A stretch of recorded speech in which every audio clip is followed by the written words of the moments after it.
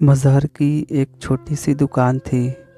Suit salwar और चुन्नी बेचने की। दिन भर में थोड़ी बहुत कमाई हो जाती थी, इतनी कि वो दिल को सुकून और तसल्ली हो। गरीब तबके के लोग उसकी दुकान पर कुछ ना कुछ मिल ही जाता था। अपनी बीवी या बेटियों को खुश करने के लिए दुकान के पीछे ही कमरे का छोटा सा उसका घर था। कमरे और दुकान के बीच की एक जगह में छप्पर पड़ा था, जो इस घर का आंगन, रसोई और सब कुछ था। मज़हर के परिवार में उसकी बीवी जमुना और बस एक 14 वर्षीय बेटी अंदलिप थी। यूँ तो उसकी बीवी कई बार गर्भवती हुई थी, लेकिन कुछ बच्चों में से बस एक ही बेटी जिंदा थी, जो कि अपने माँ बाप की बहुत ही लाडली थी। मज़हर की बीवी सिलाई कढ़ाई का काम करती थी और अंदलिप मज़हर की बेटी थी। वो भी इसी काम में पारंगत हो गई थी। मज़हर के सामने ही रहबर की कस्बे की सबसे बड़ी जनाना कपड़ों की दुकान थी। रहबर की दुकान भी उसके घर में ही थी। रहबर की गिनती कस्बे के रईस लोगों में से होती थी। मुस्लिम समाज में तो उसे खासा मुकाम हासिल था, क्योंकि रहबर इमदाद भी बहुत किया करता था। उसकी दुकान का कढ़ाई बुनाई का काम मज़हर की बीवी ही किया करती थी। दोनों दुकानें कहने को तो जनाना कपड़ों की ही थी, लेकिन दोनों में कोई मुकाबला और बराबरी नहीं था। रहबर की दुकान पर हर तरह का जनाना कपड़ा मिला करता था, तो वहीं मज़हर की दुकान पर गिनती और सस्ता सामान मिला किया करता था। मज़हर बोलता ही था कि रहबर मियाँ की छू में ही उसका पेट पल रहा है, और वो कहते हैं ना कि सबसे बड़ी बात आत्मसंतोष और दिल की सुकून की होती है। तो मज़हर और उसका परिवार अपनी सीमित और छोटी सी कमाई और ज़िंदगी में बेहद खुश था, लेकिन गालिबन उनकी इस छोटी सी खुशी को किसी भी नज़र से लग गई थी। मज़हर दिखने में तो दुबला पतला सा था ही, लेकिन उसे देखकर कभी नहीं लगा कि वो अपने भीतर कोई गंभीर बीमारी पाले बैठा है, जो कि तिल तिल वो बढ़ रहा था। वक्त भी उसे धीरे धीरे मौत की खाई की जानिब ढकेलता चला जा रहा था। मज़हर के दिल में एक छोटा सा छेद था, और एक दिन वो भी आया जब उसके दिल ने उसका साथ छोड़ दिया।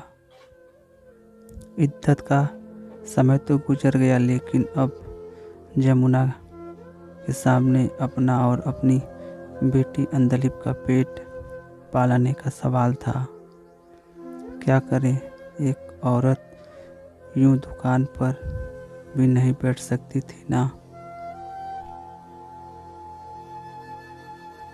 बिरादरी में भी उल्टी सीधी बातें होने लगेंगी। जो सिलाई कढ़ाई का काम वो करती थी, उससे भी कोई इतनी कमाई नहीं हो पाती थी। अब घर में बस वो दोनों अकेली बैठी रहती थी। कहने को तो महीने से भी ज़्यादा वक्त गुजर चुका था, लेकिन उन दोनों की आंखें अभी भी नहीं सूख पाई थी। तभी जमुना को बाहर दुकान में कोई आहट सुनाई दी। वो उठकर बाहर आई तो देखा रहबर खड़ा है। जमुना ने चुन्नी से चेहरा छुपाते हुए दुकान में पड़े तख्त पर उसे बैठने के लिए कहा, और खुद लकड़ी की एक बेंच पर बैठ गई। रहबर कुछ कहता इतने में वो बोल पड़ी, सिलाई कढ़ाई का काम अब शुरू कर दूंगी, आप भिजवा देना। रहबर ने अपनी गला साफ करते हुए कहा, उसकी तुम फिक्र मत करो, और कुछ ज़रूरत हो तो बताओ। जमुना बोली, जी कुछ नहीं, बस खैर है, रह रहे हैं आपके साए में। तभी अंधली पानी लेकर बाहर आई। रहबर ने पानी पिया और फिर बोला, देख जयमुना, मज़हर मेरे छोटे भाई जैसा था। मुझे पता है कि खाली सिलाई कढ़ाई के काम से तो तेरा खर्च नहीं चलेगा।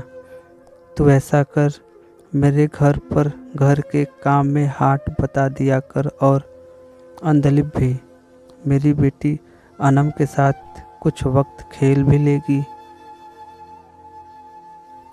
और तू तो जानती ही है, अम्मी तो बिस्तर पर पड़ी है और रुखसाना उम्मीद से है। डॉक्टर ने उसको पूरे आराम को बोला है। जयमुना को लगा कि रहबर को वाकई खुदा ने कोई फरिश्ता बनाकर भेज दिया है उसके पास।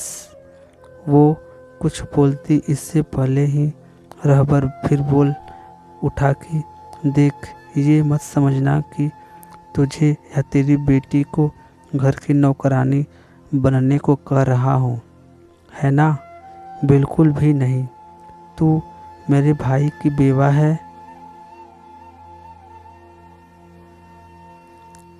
तेरी इज्जत मेरे दिल में रुखसाना से लैस मात्र भी कम नहीं है।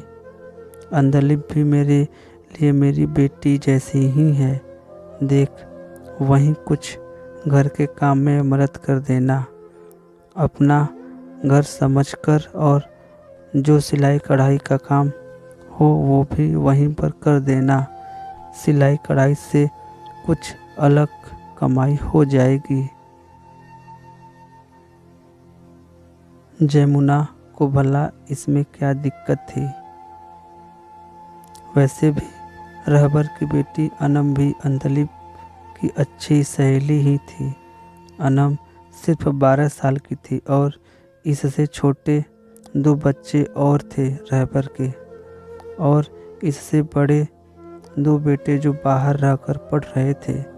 जयमुना और अंधलिप सुबह से ही रहबर के घर पर चले जाते थे।